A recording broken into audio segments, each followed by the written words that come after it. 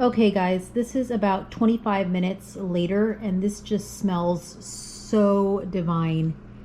Combination of olives and that smell of rosemary and garlic.